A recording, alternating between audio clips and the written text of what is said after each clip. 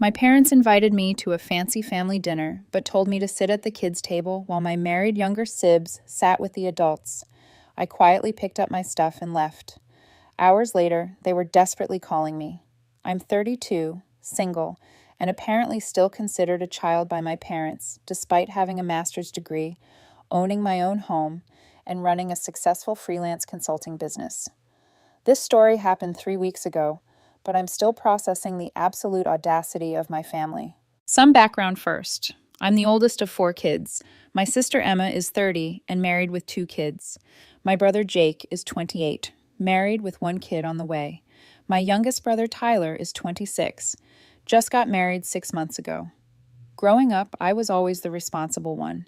Good grades, never got in trouble, helped with the younger kids, worked part-time through high school and college.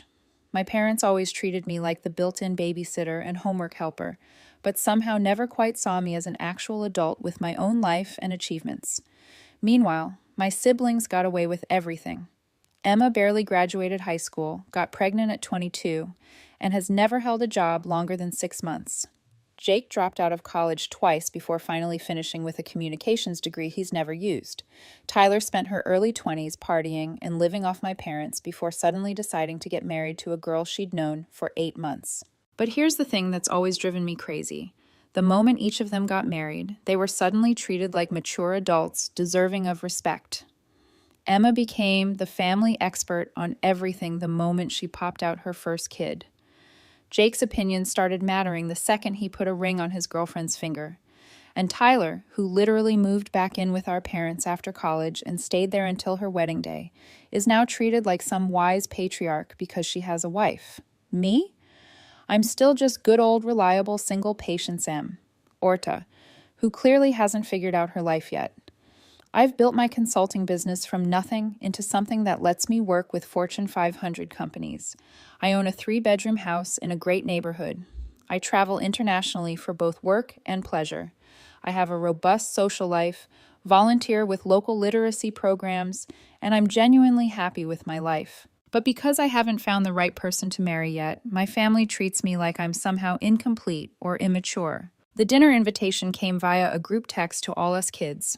Mom was planning what she called a sophisticated family dinner to celebrate Tyler and her wife Melissa's 6-month anniversary. She specifically mentioned it would be elegant and adult-focused since Tyler was really coming into her own as a married woman. I almost didn't go. These family gatherings have become increasingly uncomfortable for me over the past few years, but Tyler's actually my favorite sibling, even though she's the youngest, and I thought maybe this time would be different. Maybe they'd finally treat me like the adult I am. I should have known better. I showed up at my parents' house dressed nicely in a black dress and heels, carrying a bottle of expensive wine for Tyler and Melissa. The house was decorated like they were hosting a dinner party for important guests. Mom had used her good china, lit candles everywhere, and even hired a catering service instead of cooking herself. This was definitely the fanciest family dinner we'd ever had. Emma and her husband Brad were already there with their kids, 7-year-old Lily and 5-year-old Mason. Jake and his very pregnant wife, Chelsea, had arrived just before me. Tyler and Melissa were dressed like they were going to a country club. Everyone was mingling in the living room with cocktails. "Patience," Mom exclaimed when she saw me. "Oh, good. You're here. Can you help me with something in the kitchen?" I followed her to the kitchen where she was fussing with appetizer platters. "This looks amazing, Mom. You really went all out." "Well, Tyler deserves it. She's really become such a mature young woman. Marriage has been so good for her." She paused, giving me one of those looks. "You know, honey, Melissa has a brother who's single, very successful lawyer. Maybe we could arrange—" "Mom, please, not tonight." I'd heard variations of this conversation 100 times. My successful single life apparently reflects poorly on her as a mother. "I'm just saying you're not getting any younger. Emma was already married with 1 baby by your age. Don't you want what she has?" I looked through the doorway at Emma, who was letting her kids run wild through the living room while she ignored them and complained to Chelsea about how tired she was. Her husband, Brad, was already on his 3rd beer, and it wasn't even 6 p.m. yet. "I'm happy with my life, Mom. Can we please just enjoy tonight?" She sighed dramatically. "Well, I suppose—" "Oh, I need to tell you about the seating arrangement. I've put a lot of thought into this to make it special." Something in her tone made my stomach drop. Okay. Well, since this is such a sophisticated dinner, I've arranged the seating to be appropriate. The adults will sit at the main dining room table, and you'll be at the little table in the breakfast nook with Lily and Mason. I stared at her. I'm sorry, what? It's perfect. Really. You're so good with children, and this way, the married couples can have adult conversation without the kids interrupting. I've already set your place. My face went hot. Mom, I'm 32 years old. Oh, don't be dramatic. It's just seating. Besides, someone needs to watch the children so the adults can enjoy their dinner. The adults? I felt like I'd been slapped. My younger siblings, who I'd helped raise, who had come to me for advice throughout their teens and early 20s, were adults while I was relegated to the kids' table like a teenage cousin. Where exactly are you planning to seat everyone else? I asked, trying to keep my voice steady. Well, your father and I will sit at the heads of the table, of course. Tyler and Melissa will sit on one side, Emma and Brad on the other, and Jake and Chelsea across from them. It'll be perfect for adult conversation about marriages and careers and future plans. I had a master's degree in business administration and ran my own company. I'd been financially independent since I was 24. I owned property and paid taxes and voted and had a 401k, but I wasn't married, so I got demoted to children's table supervisor. And what if I don't want to sit with the kids? I asked quietly. Mom looked confused, like the thought hadn't even occurred to her. But who will watch them? Emma and Brad deserve to enjoy their dinner without worrying about the children. And besides, you're not married, so it's not like you have much to contribute to the conversation anyway. That last sentence hit me like a physical blow. Not much to contribute. Because I hadn't found a spouse, my education, career success, life experiences, and opinions were somehow worthless. I nodded slowly. I see, and this was your plan all along? Well, yes, I thought it was quite clever, actually. This way, everyone gets what they need. Everyone except me, apparently. I walked back into the living room where my siblings were all chatting and laughing with their spouses. The kids were now jumping on the furniture while Emma scrolled through her phone, completely ignoring them. Tyler was telling some story about her new job that had everyone's attention. I looked at the dining room where Mom had indeed set a beautiful table for 8 adults. Then I looked toward the breakfast nook where 3 place settings sat at the small round table normally used for quick casual meals. A children's placemat with cartoon animals sat next to my regular plate. The symbolism was hard to miss. I walked back into the living room and quietly approached Tyler. Hey, can I talk to you for a second? Sure, what's up? I pulled her aside. Did you know about the seating arrangement Mom planned? She looked confused. What do you mean? She wants me to sit at the kids' table with Lily and Mason while all of you sit at the adult table. Tyler's face went through several expressions before settling on uncomfortable. Oh, I didn't know the specifics, but she did mention something about you helping with the kids during dinner. And you were okay with that? She shifted uncomfortably. I mean, you are really good with them, and it's just one dinner. Just one dinner. Like this wasn't part of a pattern that had been building for years. Tyler, I'm 4 years older than you. I know, but... She trailed off, clearly not wanting to say what we both knew she was thinking. I wasn't married, so I didn't count as a real adult in the family hierarchy. I nodded. Right. Well, congratulations on your 6-month anniversary. I hope you have a wonderful dinner. I walked back to the kitchen where Mom was putting finishing touches on the appetizers. Mom, I need to head out. She looked up, startled. What? But dinner's about to be served. I told you you're sitting with the children. Yes, you did tell me that, which is exactly why I'm leaving. Patience, don't be ridiculous. Someone needs to supervise them. Then I suggest one of their parents do it. You know, the people who are actually responsible for them. Her face hardened. You're being very selfish right now. This dinner is important for Tyler and Melissa. You're right. It is important, which is why you should probably focus on actually including your family, instead of treating one of your children like hired help. I walked back through the living room where everyone was still chatting. No one seemed to notice I was leaving. I grabbed my purse and the bottle of wine I'd brought. Patience, Tyler called out as I reached the front door. Where are you going? Home. Enjoy your sophisticated adult dinner. Wait, but you haven't eaten yet. I turned back to face the room. Everyone was now looking at me. I wasn't invited to eat with the family. I was invited to be the unpaid babysitter, so I'm declining. Emma finally looked up from her phone. What's she talking about? Mom wanted me to sit at the kids' table while you all had your adult dinner, I said calmly. The room went quiet. Jake shifted uncomfortably. Brad took another drink. Chelsea looked confused. That's kind of messed up, Tyler said quietly. Is it? I asked. Because none of you seemed to have a problem with it when I mentioned it to Tyler 5 minutes ago. Mom came bustling out of the kitchen. Patience, stop making a scene. It's just seating arrangements. It's not just seating arrangements, Mom. It's how you see me, how this entire family sees me. It's not just seating arrangements, Mom. It's how you see me, how this entire family sees me. I looked around the room. I have a master's degree. I own my own business. I own my own home. I pay my own bills. I've been completely independent for almost a decade, but because I don't have a husband, I'm somehow still a child who gets relegated to supervising other people's kids while the real adults have dinner. Now you're being dramatic, Mom said, but her voice lacked conviction. Am I? Emma dropped out of college and has never held a steady job, but she gets treated like an adult because she's married. Jake bounced between majors and jobs for years, but he's worthy of adult conversation because he has a wife. Tyler lived with you until he was 26, but suddenly he's mature enough to sit at the big kid table because he got married. What exactly have any of them accomplished that I haven't besides finding someone willing to marry them? The silence was deafening. That's not fair, Emma said weakly. Isn't it? When's the last time anyone in this family asked about my career, my travels, my goals? When's the last time anyone treated my opinions as valid? But I'm supposed to be grateful for the opportunity to watch your kids while you all discuss your marriages and your futures, because apparently I don't have one worth discussing. Lily chose that moment to run over and tug on my dress. Aunt Patience, are you coming to eat with us?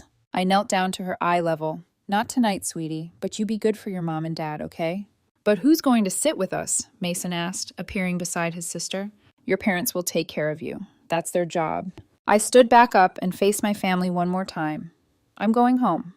When you decide you'd like to treat me like the adult I am, feel free to call me. I walked out the door and drove home, hands shaking with anger and hurt.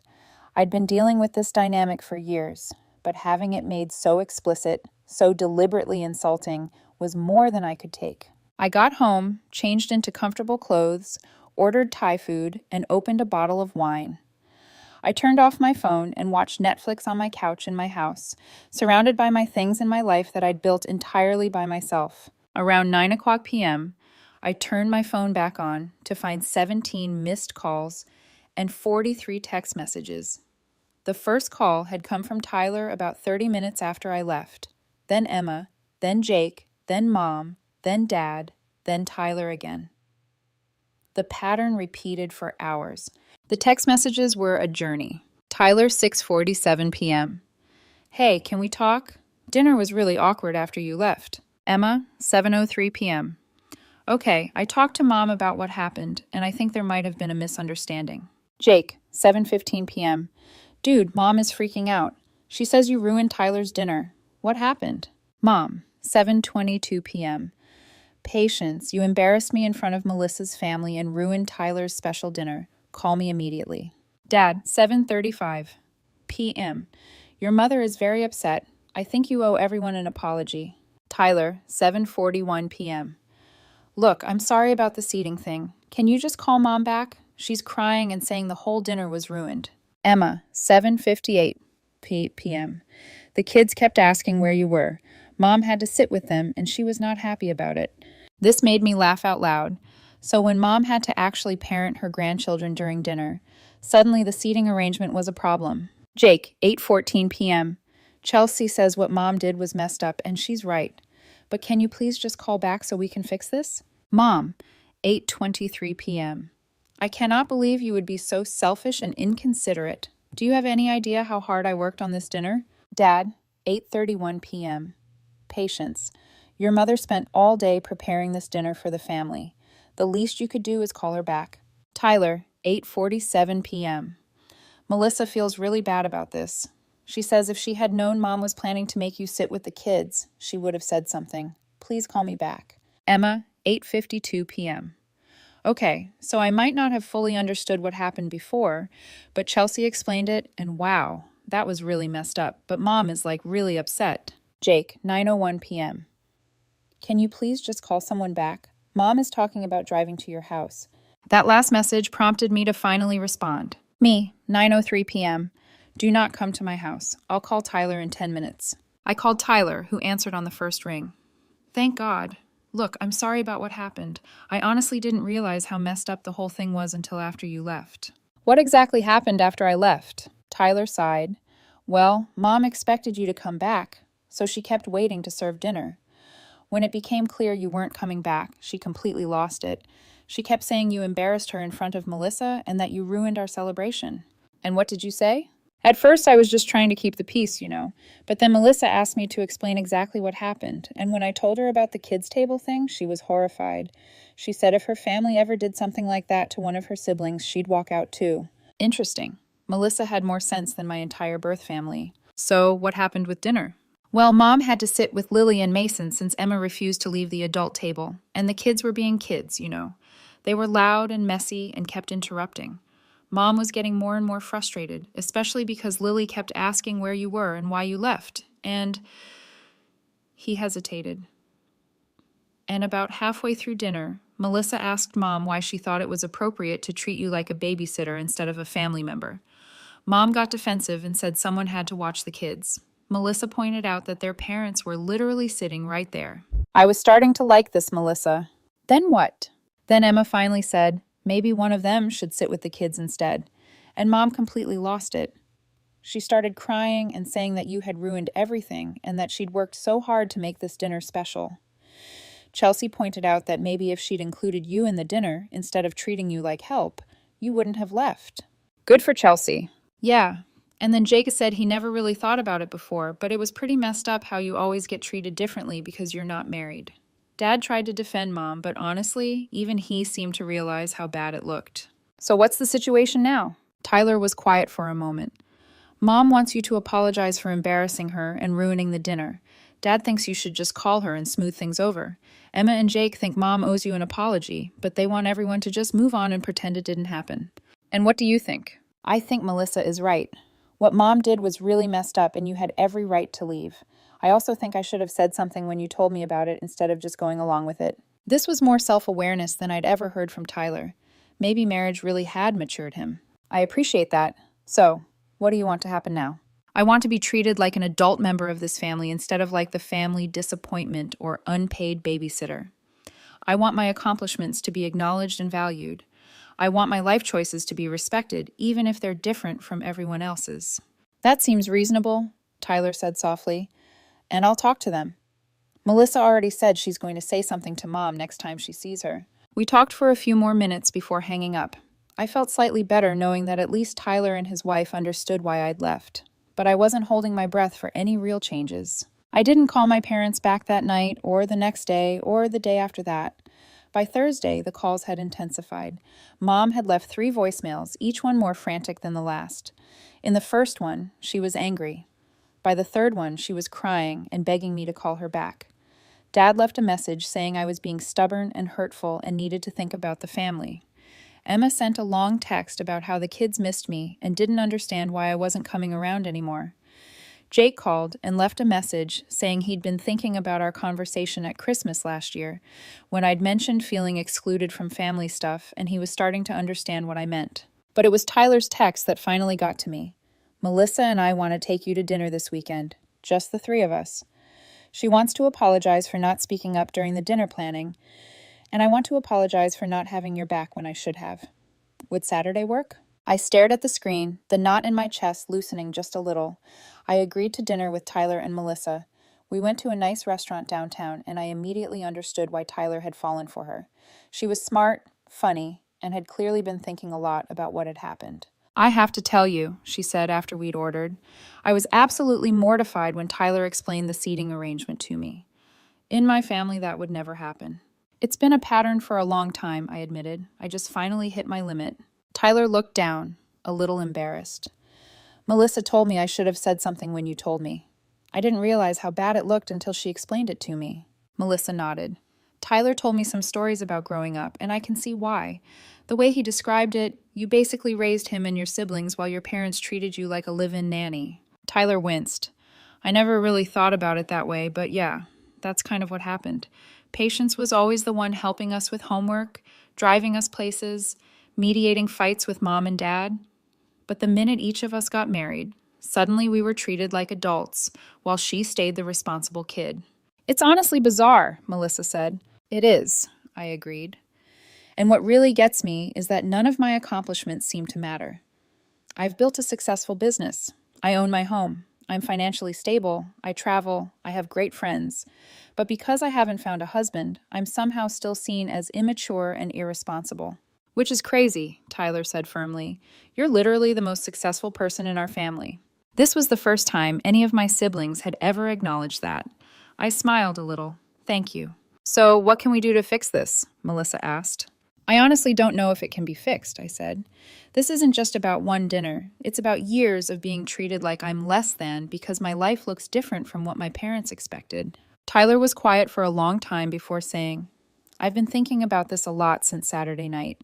I think Mom has this idea in her head about what success looks like for women, and since you don't fit that model, she doesn't know how to categorize you. So she categorizes me as a failure, I said. Yeah, basically, Tyler admitted. And I think she's doubled down on it because admitting she's wrong would mean admitting she's treated you unfairly for years. Which she has, Melissa said, nodding. Which she definitely has. Melissa reached across the table and squeezed my hand. For what it's worth, Tyler talks about you all the time. How proud he is of what you've accomplished. How much you helped him when he was younger. How much you've taught him about work and life. You've had a huge positive impact on his life. I felt tears prick my eyes. Thank you. That means a lot. I want you to know that going forward, Tyler said, Melissa and I are going to make sure you're treated fairly at family stuff. No more kids' tables, no more being voluntold to babysit, no more dismissive comments about your life choices. I appreciate that, I said, but I don't need you to protect me. I need the family to actually change how they see me. Then that's what we'll work on. We had a good dinner, and I felt hopeful for the first time in days. Tyler seemed to genuinely understand the problem, and Melissa was a good influence on him, but I still didn't call my parents. Friday morning, I got a call from an unknown local number. I almost didn't answer, but something made me pick up. Hello? Patience, this is Melissa's mom, Carol. I hope you don't mind that Tyler gave me your number. I was confused. No, that's fine. Is everything okay? Well, I'll be honest with you, she said kindly. Melissa told me what happened at your family dinner last weekend, and I'm calling to invite you to our family dinner this Sunday. Melissa thought you might like to see how a family dinner should go. I was touched, but also hesitant. That's very kind of you, but I don't want to impose. You wouldn't be imposing. We'd love to have you, and I think you might enjoy it. We actually treat all of our adult children like adults, regardless of their marital status. The gentle shade in that comment made me laugh. I'd love to come. Wonderful. Tyler has our address. Come around 5 and don't bring anything but yourself. Sunday dinner with Melissa's family was a revelation. They had 4 kids ranging in age from 26 to 34. 2 were married, 2 weren't, but all 4 were treated with equal respect and affection. Carol and her husband asked about everyone's careers, hobbies, travels, and goals. The conversation was lively and inclusive. No one was relegated to children's duty. And when Melissa's brother's kids got restless, both parents took turns handling them. I felt more valued and included in that one dinner with strangers than I had in years of family gatherings with my own relatives. When Tyler dropped me off at home afterward, he said, That's what family dinner should look like, isn't it? Yeah, I said softly. It really is. I'm going to talk to Mom and Dad this week. This has gone on long enough. Monday morning, I finally decided to check the family group chat that I'd been ignoring for a week. I had 67 unread messages. The progression was fascinating to watch. It started with Mom complaining about me ruining Tyler's dinner, then Emma and Jake weighing in with tepid support for both sides, then Tyler defending me, then Melissa joining the chat, apparently Mom had added her, and politely but firmly explaining why what happened was inappropriate. Then things got interesting. Chelsea, Jake's wife, chimed in supporting Melissa. Then Brad, Emma's husband, made some comment about how he'd never thought about it, but I always did seem to get stuck with kid duty at family events. Then Jake admitted he'd been thinking about it and realized how unfair the family dynamics were. The most recent messages were from Saturday night with Mom asking why no one was responding to her anymore, and Dad saying the whole family was falling apart. I scrolled back through and read the entire conversation. By the end, Mom was isolated in her position that I owed everyone an apology, while Tyler, Melissa, Chelsea, Jake, and even Brad were all saying she owed me one. Emma was notably quiet through most of it, only chiming in occasionally to say she thought everyone should just forgive and forget. I decided not to respond to the group chat, but I did call Jake. Oh, thank God, he said when he answered. Are you okay? No one's heard from you all week. I'm fine, I just needed some space to think. Look, I owe you an apology.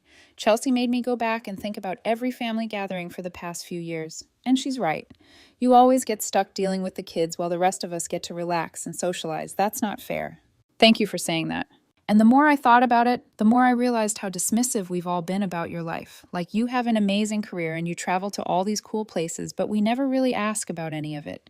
We just assume you're not as fulfilled as us because you're not married. I'm glad you're starting to see it. Chelsea wants me to ask if you'd come to dinner with just us sometime.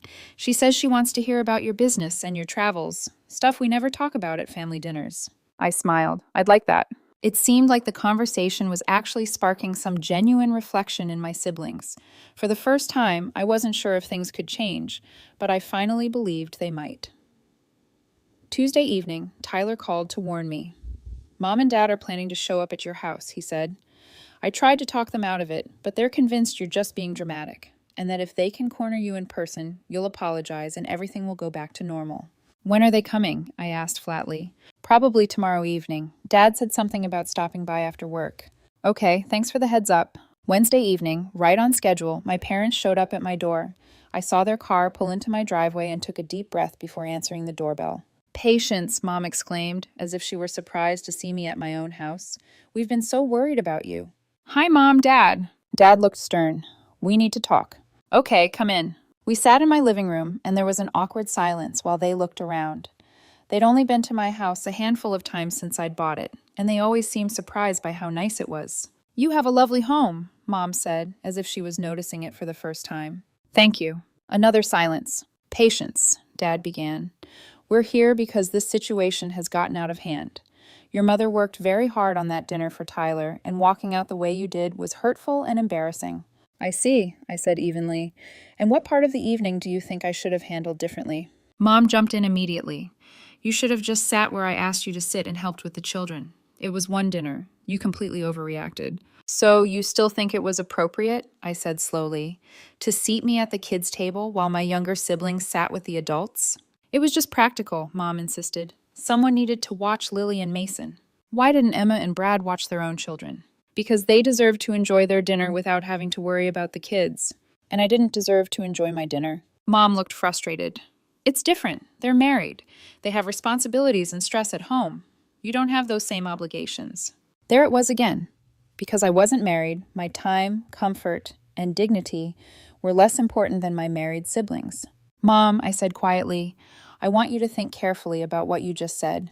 You think Emma and Brad deserve to enjoy their dinner without having to parent their children, but I didn't deserve to enjoy my dinner at all.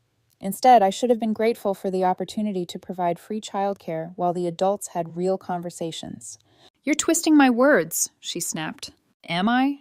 Because that's exactly what you arranged. You invited me to a family dinner and then excluded me from the family part while expecting me to work the entire time. Dad interjected.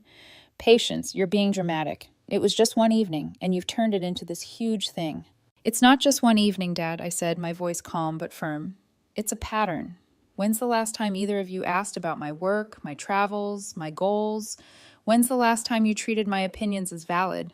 They both looked uncomfortable. When's the last time you were proud of me for something other than how well I handled watching other people's children? Silence. I can tell you when, I continued. It was when I graduated college, 11 years ago. Since then, every family conversation has been about Emma's kids, Jake's marriage, Tyler's latest adventure, and what I'm doing wrong by not being married yet. That's not true, Mom said weakly. Isn't it? Last Christmas, I mentioned that I'd been invited to speak at a conference in London. Do you remember what you said? More silence. You said, that's nice, dear, and then immediately changed the subject to ask Emma about potty training. I had been invited to speak to 500 business executives about strategy consulting, and you dismissed it in favor of discussing toddler bathroom habits. Mom's face was turning red. I didn't mean to dismiss you. But you did, I said, cutting her off. Just like you've dismissed me over and over again. And then when I finally stood up for myself, your response was to demand that I apologize for being hurt. Dad shifted uncomfortably. Look, maybe we haven't been as attentive as we should have been, but you embarrassed your mother in front of Tyler's new wife. That wasn't okay. You're right, Dad, it wasn't okay. What wasn't okay was Mom planning a seating arrangement that would humiliate me in front of Tyler's new wife. What wasn't okay was treating me like hired help instead of like your daughter. What wasn't okay was dismissing my feelings when I tried to express them. Mom's eyes filled with tears. So what do you want from us? She asked, her voice cracking. I want you to see me as an adult, I said simply.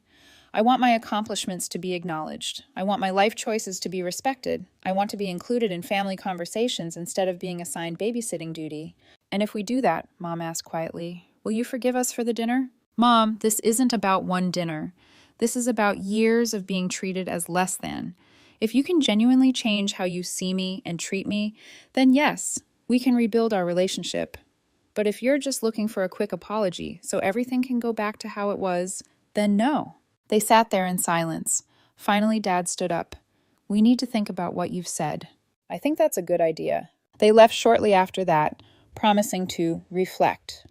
I wasn't optimistic about real change, but at least I'd said what I needed to say. Thursday morning, I got a text from Emma asking if we could talk. I called her back during my lunch break. I've been thinking about what happened, she said without preamble, and I think I owe you an apology. I blinked. Oh? Yeah, the more I think about it, the more I realize how often you get stuck watching Lily and Mason at family stuff, and I just let it happen because it was easier for me. I appreciate you saying that. I also never really thought about how differently Mom and Dad treat you. Like when I got married, suddenly my opinions mattered to them in a way they never had before. I just assumed everyone got the same treatment when they hit certain milestones. But I've hit plenty of milestones, I said softly. They just weren't the ones Mom and Dad were looking for. Exactly, Emma said. And that's messed up. Your business is amazing. Your house is beautiful. You travel to incredible places. You've accomplished more than any of us. But because you're not married, it's like none of it counts. This was the most insight I'd ever heard from Emma. What made you start thinking about this? Honestly? Chelsea, she admitted. After you left the dinner, she was really upset about what happened. She said it reminded her of how her family used to treat her oldest sister, who's also single. She made me realize that I've been complicit in treating you unfairly. I'm glad you're seeing it now. I want to do better, Emma said. And I want to make sure Lily and Mason understand that Aunt Patience is not their automatic babysitter. They need to learn that adults deserve respect regardless of whether they're married or have kids. That would mean a lot to me. Also, Emma said after a pause, I'd love to hear about your business sometime. I don't think I've ever asked you about it properly, and I realize I don't even really understand what you do. We talked for another 20 minutes about my work. For the first time in years, Emma seemed genuinely interested and impressed. It was a good conversation. Friday afternoon, I got an unexpected call from Dad. I've been thinking about what you said, he began, his voice slower, heavier, and I want you to know that your mother and I have been talking. Okay, I said carefully. I want to apologize, he continued, not just for the dinner, but for how we've treated you over the years. You were right when you said we haven't been paying attention to your accomplishments or treating you like an adult. I was stunned. Dad didn't apologize easily. I appreciate that, I said quietly. Your mother is having a harder time with it, he admitted. She's always had very specific ideas about what makes a successful life for a woman, and when you didn't follow that path, I think she didn't know how to relate to you. So she decided I was a failure instead of expanding her definition of success. Yes, he said after a pause, and that was wrong of her, and wrong of me for going along with it. What changed your mind? I asked. Tyler came over Tuesday night after you met with him and Melissa, he said. He sat us down and explained some things about how we've been treating you. He was very direct about how unfair we've been. Good for Tyler, I said softly. He also told us about dinner with Melissa's family, how they treat all their children equally, regardless of marital status. It made me realize how differently we've been treating you. Your mother, she's struggling with it. She feels like admitting she was wrong means admitting she's been a bad mother, but she's starting to see it. I hope so, I said. Would you be willing to come to dinner Sunday? He asked. Just family, no formal seating arrangements, no expectations that you'll watch anyone's kids. I thought about it for a long moment. Will Mom be able to handle treating me like an adult? I think so, and if she can't, Dad said firmly, Tyler and I will make sure she does. I smiled faintly. Then yes, I'll come. I agreed to come to Sunday dinner, with one condition. If anyone tried to hand me a child or dismiss my input, I would leave again. Dad promised that wouldn't happen. When I arrived, things felt different. Mom greeted me at the door, awkwardly but warmly. Patience. I'm glad you're here, she said, and I almost didn't recognize her tone. Dinner's almost ready. The dining table was set for everyone together. One long table, no kids section, no cartoon placemats. Lily and Mason had seats right next to their parents. It was subtle, but it meant everything. We all sat down, and for the first few minutes, it was the usual small talk. Weather, traffic, local news. But then Mom turned to me. "So, Patience," she began, clearing her throat like she was reading from a cue card. "Tyler tells me you were recently in Portland for work?" "I was," I said carefully. "I was consulting on a marketing restructuring project for an engineering firm." "That sounds important," she said. "What exactly does that mean?" And that was the first time in years she'd ever asked me to explain my work. I described it briefly, half expecting her eyes to glaze over, but she listened, really listened, even nodded thoughtfully. "That's very impressive," she said finally. "You always were good at organization." It wasn't a perfect compliment, but it was progress. Emma kept her kids at the table with her and Brad. Jake made a point of asking about my recent trip to London, the same conference they'd all ignored last year. Tyler and Melissa helped steer conversations toward topics that included everyone. It was the most balanced family dinner we'd ever had. The biggest moment came when Mom brought up Tyler and Melissa's plans to buy a house. In the past, this would have led to a long speech about how exciting it is to finally build a real home together, with plenty of pointed glances in my direction. But this time, Dad spoke first. "Patience can probably give you some good advice about the buying process," he said. "She's been through it already." I froze for a second, unsure if I'd heard him right. Mom looked like she wanted to interrupt but didn't. Instead, she nodded. "That's a good idea," she said quietly. It was a small acknowledgement, but to me, it felt seismic. We talked for another hour, about travel, work, even books. When Lily started getting fussy, Emma stood up without anyone prompting her. "I'll take her," she said quickly, almost too quickly, then gave me a sheepish look. "Habit." I smiled. "It's okay." After dinner, we all moved to the living room for dessert. There were no jabs, no passive-aggressive comments about my single life, just laughter, small talk, and, for the first time in a long time, peace. When I stood to leave, Mom followed me to the door. For a moment, she just looked at me, like she was searching for the right words. "I know I can't undo how things have been," she said finally, "but I want to do better. I didn't realize how much I hurt you until Tyler told me everything." "I appreciate that," I said gently. "It'll take time, but I believe you can." She nodded, eyes glossy. "Thank you for coming tonight." "Thank you for inviting me as family," I said. When I got home, I sat on my couch, staring at the quiet around me. My house wasn't just a symbol of independence anymore. It was a reminder that I'd built a life I was proud of, on my own terms. That night, my phone buzzed with a message from Tyler. "Mom said she feels like she saw you for the first time tonight. I think things are changing." I smiled. Maybe they were. Things aren't perfect now. Probably never will be. But the balance has shifted. My family is learning that being single doesn't make me unfinished. That my life isn't waiting to start. It's already happening, fully and beautifully. And for the first time in years, I didn't drive home from a family dinner feeling small. I drove home feeling seen,